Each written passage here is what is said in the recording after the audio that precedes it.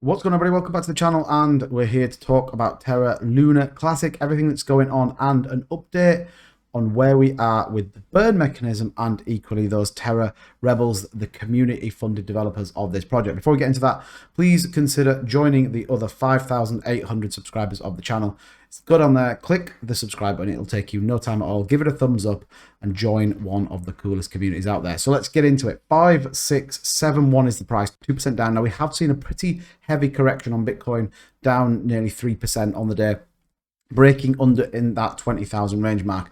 We have also seen volume reduce, so 238 there or thereabouts billion in terms of volume, which is actually quite significant below our average. It's about a quarter of where we've been, particularly around this. On the technicals, it is a strong sell right now, but I'm not sure that's the right thing.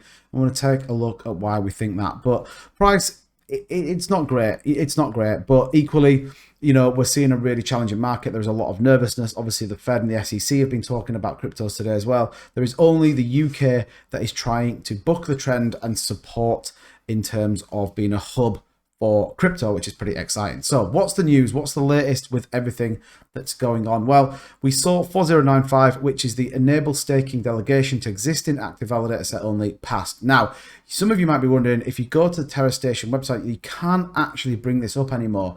They've updated it. You need the old Java cache files, and it's a bit of a nightmare that you can't get into it. Now, people are working through it. The community is working through it, so we can get back on there and check it. But this is where we do see a little bit of a problem, in the sense that it still sits very much with the original development team of Terra Luna, as opposed to the new team, the Terra Rebels, that should kind of be really running it. But we have seen 4095 has passed. Now, they are required to be coded into the blockchain, and if you caught my video from yesterday, I'll leave a link to that in the description down below. It's about 60 days until that goes live. It's been tested and has been put into the coding. So then we will see the staking and delegation to existing validators. It's an incentive for validators to support this blockchain, which is important because it then maintains the integrity and equally then the ledger that sits on it. We then look to the 1.2% tax and the 50% transaction fees, all of which have been passed and equally have been tested and implemented. So hopefully we're going to see that go live pretty soon, which should start to see the supply come down.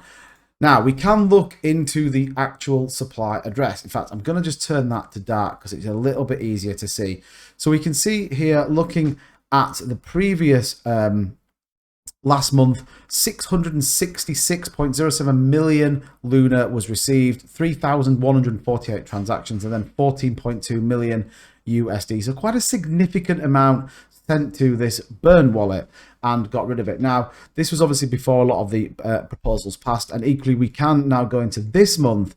We see 401.9 million or 620 transactions, 2.79 million in USD. So it is a reduction. Now, these are done by things like MEXC that are burning significant amounts, and equally just the community sending to it. Now, we are obviously only on the 22nd, 23rd of June, so we've still got a bit of time to go before the end of the month. So I would expect this to still get up around that 600 million mark. It will be slightly below, but it does show that we are getting rid of the supply. The problem is the supply is so gigantic that whenever we then have a reduction in volume, it just takes longer, which is why I think the community is so driven to get these proposals in, to get them put into the blockchain and start to deflate this token. Because ultimately right now, at the minute, there isn't a lot in terms of gains that can do it. There's lots in terms of coming on the blockchain, but from a financial perspective, we need to completely get rid of this supply.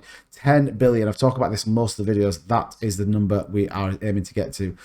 And then just to give you an update on Raider 70, so he's one of the developers with the Terra Rebels team, just around the current situation, both with TFL, which was the original team that supported the blockchain, and equally these. So I cannot comment on what TFL's intentions are towards LoonC. You might be right in assuming what you say, but I can't add anything to it. Terra Rebels are not affiliated or associated with Terraform Labs in any way. Terra Classic is controlled by its community, though, the governance system, which is what we see. Currently, there is a small minority of the community, and that the new release we described in yesterday's meeting is designed to restore the control to the whole LoonC community. That will really start to rocket propel this, I believe. What CEXs will or will not do is a subject of discussion between our operations team and the centralized exchanges, which is yet to commence. It cannot commence until the new releases is deployed with validator node operators, hence why the staking, they want to get that in. When there is something further to announce on this, we will announce it. Until then, we ask everyone to be patient.